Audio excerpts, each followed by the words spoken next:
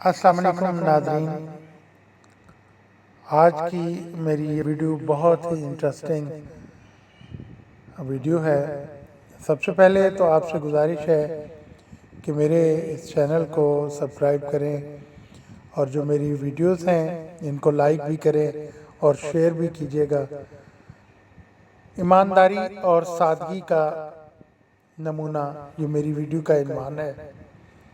ایک 90 برس کے ضعیف آدمی کے پاس کوئی پیسہ نہیں تھا۔ مالک مکان کو 5 مہینے سے کرایہ بھی نہیں دے پایا تھا۔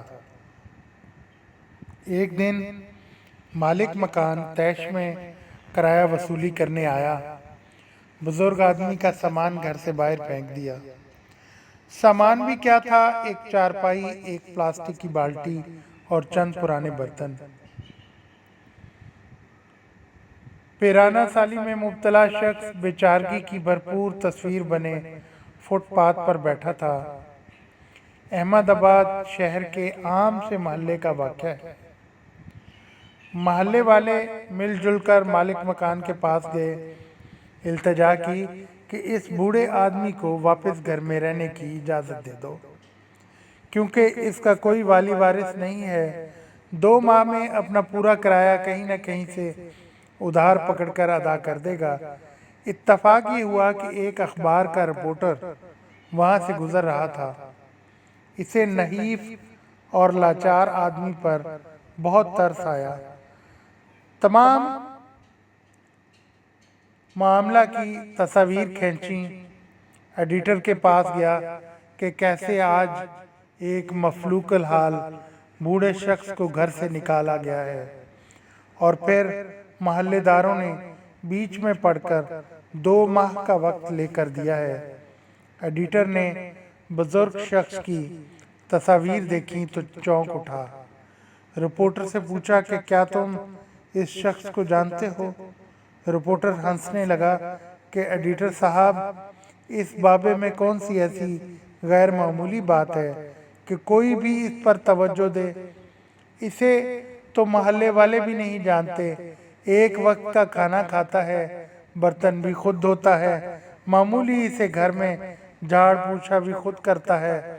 اس کو کس نے جاننا ہے؟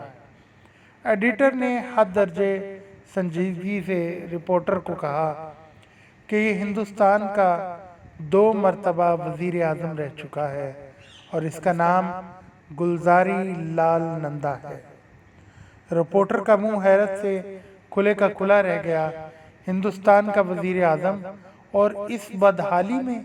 خیر، اگلے دن اخبار چھپا تو قیامت آ گئی۔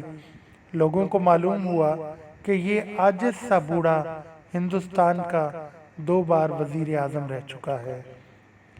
وزیر اعلیٰ اور وزیر اعظم کو بھی معلوم ہو گیا کہ گلزاری لال کس مفلسی میں سانس لے رہا ہے۔ خبر چھپنے کے چند گھنٹوں بعد ریاست کا وزیر اعلیٰ، چیف سیکرٹری اور کئی وزیر اس محلے میں پہنچ گئے۔ سب نے ہاتھ جوڑ کے کہا کہ آپ کو سرکاری گھر میں منتقل کر دیتے ہیں اور سرکار ماہانہ وظیفہ بھی لگا دیتی ہے۔ خدارا اس معمولی سے مکان کو چھوڑ دیجئے۔ مگر گلزاری لال نے سختی سے انکار کر دیا کہ کسی بھی طرح کی سرکاری سہولت پر اس کا کوئی حق نہیں ہے، وہ یہیں اسی کوارٹر میں رہے گا۔ گلزاری لال کے چند رشتہ داروں نے منت سماجت کر کے بہرحال اس بات پر آمادہ کر لیا کہ ہر ماہ 500 روپے وظیفہ قبول کر لے۔ سابقہ وزیر اعظم نے حد درجہ مشکل کے بعد یہ پیسے وصول کرنے پر آمادگی ظاہر کی۔ اب اس قلیل سی رقم میں کرایہ، کھانا پینا شروع ہو گیا۔ مالک مکان کو جب علم ہوا کہ اس کا کرایہ دار پورے ملک کا وزیر اعظم بن چکا ہے تو گلزاری لال کے پاس آیا اور پیر پکڑ لیے کہ اسے بالکل معلوم نہیں تھا کہ اس کا کرایہ دار اس اعلیٰ ترین منصب پر فائز رہ چکا ہے۔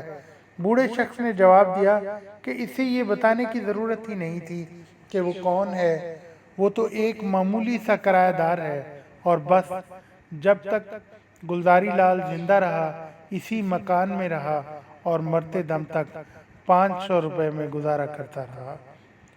گلزاری لال نندا حیرت انگیز کردار کا انسان تھا۔ سیالکوٹ میں 1898 میں پیدا ہوا اور 1998 میں احمد آباد میں فوت ہو گیا۔